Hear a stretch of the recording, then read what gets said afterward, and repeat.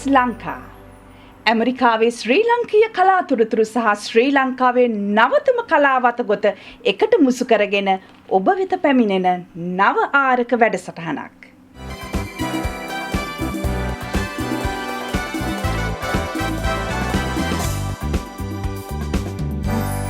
මම වයෝනි දමැල්. ඇමරිකාවේ බොස්ටන්හි සිට කලාලොවේ රසමුසු විස්තර සහ ජනප්‍රිය කලාකරුවන්ගේ වතගොත ඔබ වෙත රැගෙන එනවා.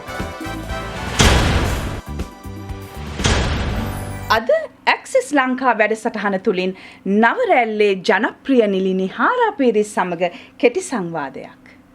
මේ දිනවල ඇමරිකාවේ සංචාරයක නිරතව සිටින සම්භාවනීය නිලි අනෝජා වීරසිංහ ඇයගේ සිනමා ජීවිතය ගැන කෙරෙන කතාබහක් ඇතුළු තවත් රසමුසු වතගොත ඔබ වෙත ගෙනෙන්නට මට අවසර.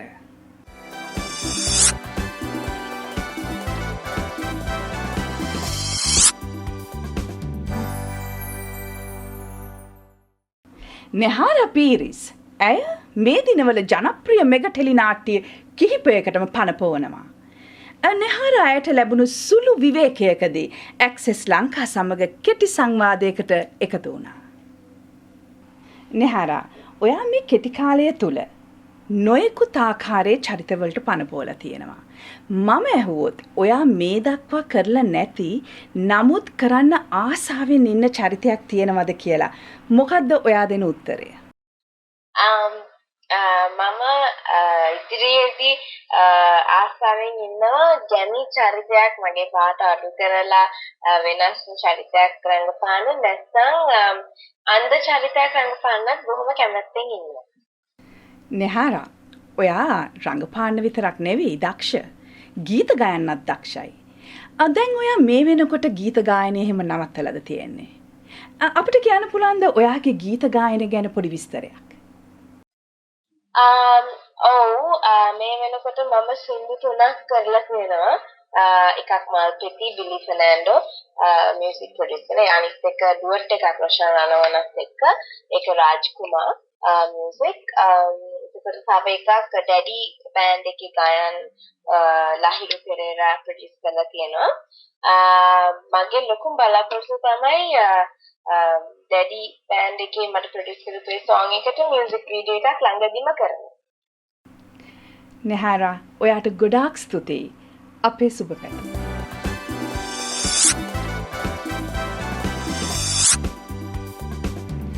අනෝජා වීරසිංහ ඇය දේශීය වශයෙන් පමණක් නෙවෙයි ජාත්‍යන්තර වශයෙන්ද සම්මාන ලබා තිබෙන ශ්‍රී ලංකීය අපට ආඩම්බර විය හැකි රංගන ශිල්පිනියක්. අනෝජා මේ දිනවල ඉන්නේ ඇමරිකාවේ. ඇය සති කීපයකට පෙර ලොස් ඇන්ජලිස් නගරයට ආවා ඇගේ ජූලියට්ගේ භූමිකාව චිත්‍රපටය සමග. අපි අනෝජාව එකතු කරගත්තා සාකච්ඡාවකට ඇය වොෂින්ටන් DC වල ඉන්න අතරවාරයේදී. අනෝජා, ඔබට 1987 වසරේ මල්දෙනිය සිමියොන් චිත්‍රපටයේ රංගපෑමට ජාත්‍යන්තර සම්මාන ලැබුණා. මම දන්න තරමට ජාත්‍යන්තර මට්ටමින් රංගපෑමට සම්මානයෙන් පිදුම්ලත් ප්‍රථම ශ්‍රී ලංකීය රංගන ශිල්පිනිය ඔබයි. අපිට කියන්න පුළුවන්ද ඔයාගේ රංගන ජීවිතය දිහා හැරිලා බලනකොට ඔබට මොකක්ද හිතෙන්නේ කියලා ඔබ මෙතෙක් මේ ගමන ගැන? ප්‍රථම නිලියේ තියෙනක මෙහිමයි. මාලිනී අක්කට මොස්කව් වලදී මට ඉස්සෙල්ලා ඩිප්ලෝමා එකක් ලැබුණා. හොඳම නිලියට සම්මානය ලැබුණ ප්‍රථම නිලිය මම. ඊට පස්සේ ආපහුත් මාලිනී අක්කට රජතුමාගේ සම්මානයක් ලැබුණා. ඒක මම නිවැරදි කරන්න ඕන. මොකද ජේෂ්ඨ අපේ නිලියක් නන්නේ කියන්නේ ඒක නිසා ඒකෙන් අනක් වීම මගේ යුතුකමක් කියලා මම කල්පනා. ආපහු ගමන ගැන මම ගොඩාක් තෘප්තිමත්. නිලියක් හැටියට නිලධාරියක් හැටියට මම හරීම තෘප්තිමත් ජීවිතයක් දැන් ගත කරන්නේ. මම මොනරාගල වගේ පදිල්ලේ ඉපදිලා මොනරාගල වගේ සාදුෂ්කර ගමක ඉස්කෝලේ ගිහිල්ලා හැදිච්ච කෙනෙක්. මට ගොඩාක්ම දැනෙන දෙයක් තමයි මේ මිනිස්සු දුක් විඳලා දකින්නකොට උතුරේ මට මතක් වෙනවා මගේ කුඩා කාලේ. මට මම ඉස්කෝලේ ගිහිල්ලා තියෙනවා 74ක් ඒ කාලේ. සමහර දවස්වල මට බස් එකට ගෙවන්න මුදල් නැතුව මම පයින් ගිහිල්ලා තියෙනවා. මම හොඳ ඇත්ලීට් කෙනෙක්. මම සමහර ඇත්ලීට්ස් වලට මම දුවලා තියෙනවා කන්නේ නැතුව. ඒක නිසා මට වඩා මේ මිනිසුන්ගේ බඩගින්න සහ මේ මිනිසුන්ගේ අමාරුව මට වඩා දැනෙන්නේ ඒක නිසා වෙන්න ඇති කියලා මට හිතෙනවා. ඉතින් එහෙව් මම ඉස්සර මට මතකයි පුංචි කාලේ මේ මොණරාගල ඈත චූටි කුරුල්ලෙක් වගේ උඩින් ප්ලේන් යනකොට මම අතවනවන කෑ ගහනවා. මට හිතෙනවා මේ ප්ලේන් එකට මාව පේනවා කියලා. ඉතින් එහෙම මම අද මට ෆ්ලයි කරගන්න තරම් බැරි තරම් මට ඉන්විටේෂන් හම්බ වෙනවා ලෝකෙ වටේ. ඉතින් ඒ වගේ තැනකට එන්න පුළුවන් වුණාම මොනවද තව ජීවිතය ගැන දුක් වෙන්න තියෙන්නේ. මම කවදාවත් නිලියෙක් වෙන්න හිතුවේ නෑ. එහෙම නෙමෙයි මම අන්තර්ජාතික නිලියෙක් වෙන්න හිතුවේ නෑ. නිලියෙක් අන්තර්ජාතික තමයි නිලියෙක් වෙන්නවත් මම හිතුවේ. ඒකට මට හැම දෙයක්ම ජීවිතේ ලැබිලා තියෙනවා. මේ හැම දෙයක්ම මට ලබා දුන්නේ මගේ රටේ මිනිස්සු. මගේ රටේ මිනිස්සු තමයි මාව මෙතෙන්ට ගෙනාවේ. ඒ නිසා මට හිතෙනවා මට දැන් එකමක් තියෙනවා හඬක් නැති මිනිස්සුන්ට හඬක් දෙන්න. නැගිටින්න බැරි මිනිස්සුන්ට නැගිටින්න අත දෙන්න. ඉතින් මම මේ දේ කරනවා. මොකද මගේ රටේ මිනිස්සු මට ආදරෙයි. මගේ රටේ මිනිස්සු ලෝකේ කොහේ හිටියත් මට ගෞරව කරනවා. ඒක නිසා මම ඒක ප්‍රයෝජනෙට අරගෙන එහෙම කරගන්න බැරි මිනිස්සුන්ට ශක්තියක් දෙන්න තමයි මම අද වැඩ කරන්නේ. ගැහණියක් හැටියට මට හොඳ දරුවෙක් ඉන්නවා. ඇය හොඳ විවාහයක් වෙන මට මුණුබුරාල දෙන්නෙක් ඉන්නවා. මට ගැහණියක් හැටියටත් මම ජීවිතේ හරි තෘප්තිමත්.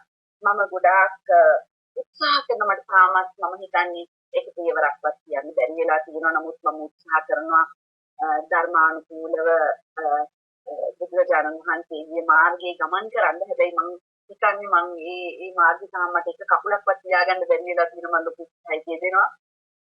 ඉතින් මගේ ලොකු වමනාවක් තියෙනවා මොණරාගල මේ ආශ්‍රමයක් හදන්න, යෝග ආශ්‍රමයක් හදන්න මගේ ඉඩමක් තියෙනවා. ඒක මේ කම්මනිකන් තියෙන ඉතින් මට හිතෙනවා ඒක එතන ආශ්‍රමයක් හැදුවොත් අපේ රටේ මිනිසුන්ට ලොකු ප්‍රයෝජනයක් වෙයි කියලා.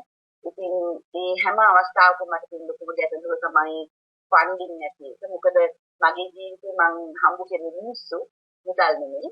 ඒක නිසා නමුත් මගේ හීන ඉෂ්ට වෙලා තියෙනවා. ඉතින් මට හිතෙනවා මේ හීනයත් ඉෂ්ට වෙයි කියලා. ඉතින් මම හරියම තෘප්තිමත් නිවියක් හැටියට සහ ගැහණියක් හැටියට මට ජීවිතේ කනගාටු වෙන කිසිම දෙයක් නැහැ. ජීවිතේ මම බලාපොරොත්තු නොවුණු බොහෝ දේවල් මට ලැබිලා තියෙනවා. ඉතින් ඒක නිසා I'm very satisfied. අනෝජා, අපි දැන් කතා කරමු ඔබගේ වේදිකා නාට්‍යයන් ගැන. ඔබ රඟපෑවා මම ගොඩාක් පුද්ගලිකව ප්‍රිය කරන වේදිකා චරිතයක්. ඒ තමයි බර්ටෝල් බ්‍රෙෂ්ට්ගේ මද කරේජ් වේදිකා නාට්‍යයේ ඇනා ෆ්‍රීලිං එහෙම නැත්නම් දිරිය මවගේ චරිතය. අපිට කියන්න පුළුවන් දානෝජා ඒ වේදිකා අත්දැකීම ගැන? දිරිය මව ගැන විශේෂයෙන් මම නැත කාලයේදී මම කරපු නාට්‍ය දෙකක් තියෙනවා. එකක් තමයි සෝජන් කාන්තාව සහ දිරිය මව. දෙකම යුද විරෝධී නාට්‍ය. යුද්ධයට තියෙන අකමැත්ත ප්‍රකාශ කරන නාට්‍ය. මොකද මම කුඹියෙක්වත් මරනවට කැමති නැහැ. ඉතින් යුද්ධයේ තියෙන කාලේ අපේම මිනිස්සු ඒකීටි සංවිධානයේ මරුණත් අපේ හමුදාව මරුණත් සාමාන්‍ය ජනතාව මරුණත් මේ මිනිස්සු කොහොම ශ්‍රී ලාංකික මිනිස්සු අපේ මිනිස්සු. ඉතින් ඒක මට ලොකු දැඩි දුකක් තිබුණා. ඇයි අපි යුද්ධ කරන්නේ? ඇයි අපේ මිනිස්සු මැරෙන්නේ කියන්නේ? ඉතින් එතෙන්දී මම මේ නාට්‍ය දෙකටම සම්බන්ධ වුණේ ඇත්තටම ඒ යුද්ධයට තියෙන මගේ අකමැත්ත ප්‍රකාශ කිරීමේ සහ යුද්ධයේ තියෙන භයානකකම පෙන්වීමට කලාකාරයෙක් හැටියට මට කරන්න පුළුවන්. මොකද මම දේශපාලනයට කැමති නෑ. මම දේශපාලඥයෙක් විදිහට ගිහින් මට කරන්න බැහැ. නමුත් මට කලාකාරයෙක් විදිහට කරන්න පුළුවන් දේ තමයි මම මේ නාට්‍ය දෙකෙන් කළේ. දිරියම නාට්‍ය මම ඇරෙන්න අනිත් සියලුම දෙනා සුනාමියෙන් අවතැනිච්ච මිනිස්සු. ඒ නාට්‍ය පෙන්වුවාට පස්සේ එක ගෑනුමෙක් සුනාමියෙන් පීඩාවටපත් වෙලා මේකේ රඟපාපු මගේ දුව හැටියට රඟපාපු ගෑනුමයට සම්මානයක් පවා ලැබුණා. මටත් හොඳ විදියට සම්මානය ලැබුණා ඒකේ. ඉතින් එතෙන්දී ලන්ඩන් වල Central School of Speech and Drama වලින් මාව ගෙන්නුවා. ලන්ඩන් වලට ගෙනෙල්ලා ඒගොල්ලන් කොන්ෆරන්ස් එකක මට ලෙක්චර් එකක් කරන්න කිව්වා. බ්‍රෙස්ට්ගේ ප්ලේ එකක්. ඔයා හිතා කළාද? බ්‍රෙස්ට්ගේ ප්ලේ වල පොඩි කැරක්ටර් එකකට ඇමට කෙනෙක් ගන්න නැහැ. මොකද ඒව ඉච්චර අමාරුයි. ප්‍රොෆෙෂනල් ඇක්ටර්ස් කෙනෙක් තමයි ඒවට ගන්න. ඒකද ඒගොල්ලෝ මගෙන් ඇහුවා ටෝටල් ඇමටර්ස්ලා දාලා සුනාමි එකෙක් මිනිස්සු දාලා බ්‍රෙස්ට් ප්ලේ එකක් කරේ කොහොමද බ්‍රෙස්ට් ප්ලේ එකක් කරේ කොහොමද කියන එක ඒගොල්ලන් ලොකු පුදුමයක් කියලා ඒගොල්ලෝ මාව ලන්ඩන් වලට ගෙන්නුවා ඒක ගැන කතා කරන්න. ඉතින් මම ගොඩාක් මම අර ඇක්ටිව් ට්‍රේනර් කෙනෙක් ඉන්නා මට ඒක කරගන්න පුළුවන් වුණා. ඒ වගේම මගේ ලන්ඩන් වල ටීචර්ස් මට ගොඩාක් උදව් කරා සූඑස් එකේ තියෙන මගේ ටීචර් ලංකාවට ඇවිල්ලා මට කරේජ්ජා විදියමව ඩිරෙක්ට් කරේ. ඒ වගේම අපි තව ලස්සන නාට්‍ය දෙක තුනක් කියනවා මේ ළමයි එක්ක Memories of a Monkey Boy කියලා නාට්‍යයක් කරා totally disabled ළමයි එක්ක සුනාමි ඉන්ෆෙක්ට් වෙච්ච ඒකෙන්දි 4 දෙනෙක් ආවා ඉංගලන්තෙන් වොල්ෆ්ගැන්ග් ස්ටාන්ලි කියලා disabled එක්ක වැඩ කරන කෙනෙක් ලංකාවට හරි ආදරේ ලංකාවට තුන්පාරක් එන්න වැඩ කරනවා. දැන් සැප්තැම්බර් 14 වෙනිදා අපි ආබාධිත රණවිරුවත් එක්ක පටන් ගන්න වැඩේ වොල්ෆ්ගැන්ග් ඇවිල්ලා අපිත් එක්ක වැඩ කරනවා. ඒ 4 දෙනෙක් ආවා ඉංගලන්තෙන්. ඒ අය එක රුපියලක කී එකක් අපිට ගත්තේ නැහැ. අපිට දෙන්න උනේ ඉංගලන්තේ යා ටිකට්ස් ලොජින් ඇන් ට්‍රාන්ස්පෝර්ට් ෆුඩ් ඒ වගේ දේවල් විතරයි. තාම ලස්සන නාට්‍යයක් කරුවා. ඒ කියන්නේ මාර් ළමයි, කන් නෙමෙයි ළමයි, ඇස්තේ නෙමෙයි ළමයි, ඒ ළමයි තමයි නාට්‍ය රඟපාන්නේ. ප්‍රථම වතාව ඒ ළමයි වේදිකාවට නැති. අපේ සමාජයේ මේ ඇමරිකාව වගේ නෙමෙයි ශ්‍රී ලංකේ සමාජයේ ආබාධිතයින්ට තියෙන තැන එච්චර හොඳ නැහැ. දැන් තමයි ඩිංග ඩිංග තැනක් ලැබෙමින් ඉන්නේ. අපි ඒ අවයනත් ඇති කරනවා ඒ අයට අනිත් අයට වගේම ජීවත් වෙන්න අයිතියක් හැම දෙයක්ම තියෙන අයිතියක් තියෙන බව අපි ඒ අයට පෙන්වන්න තමයි මේ වෙන දේවල් කරන්නේ. ඒ තවනාට children of the sea ගැන මම කිව්වා children of the sea Edinburgh theatre festival එකේ ලොකුම awards දෙකක් ගත්තා. ඒ ළමයි ජීවිතේ කවදාවත් රඟපාලා කියලා සුනාමියෙන් ඉකත් වෙච්ච ළමයි කැම්ප් වලින් තෝරගත්ත ළමයි.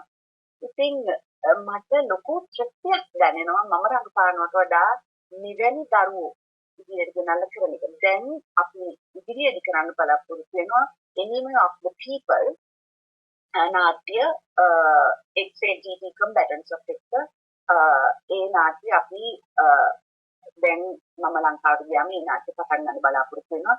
ඒකේ ඔක්කොම රඟපාන්නේ XAGT combatants. ඒ ළමයි දැන් හරිම සුන්දර ළමයි. ඒ ළමයි අවුරුදු 9 10 ගෙවල් වලින් ඇදගෙන ගිය ළමයි. විද්‍යට බොහොම අපේ දරුවෝ බොහොම තරුණ ජවයක් තියෙන හොඳ කලා හැකියාවන් කුසලතාවයන් තියෙන හොඳ ළමයි. ඉතින් ඒ ළමයි එක්ක ඊළඟට ඒ නාට්‍ය කරන්න මම බලනවා. අපිත් සමග එකතු වුණාට අනුජා ඔබට ගොඩාක් ස්තුතියි. ඔබේ ඉදිරි ගමනට අපෙන් සුබ පැතුම්. උඹලා ගන්න බෑට් සෙල්ලක්.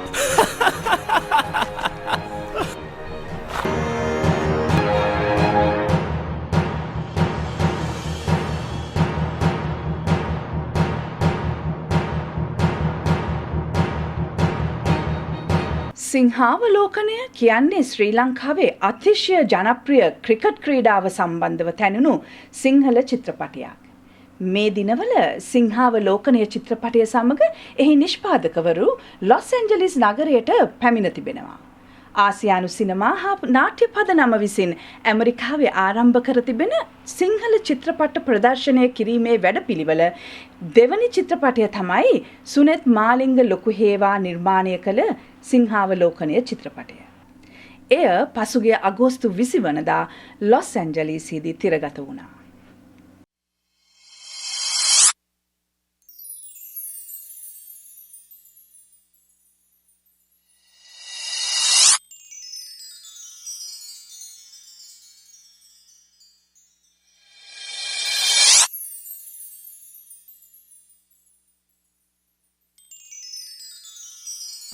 පසුගිය සතියේ ඇමරිකාවේ පැවැත්වුණු මිසිස් ඒෂියා ඉන් USA තරගයේ 5 වන ස්ථානය ශ්‍රී ලංකීය මොරීනා දසනායක විසින් දිනාගනු ලැබුවා.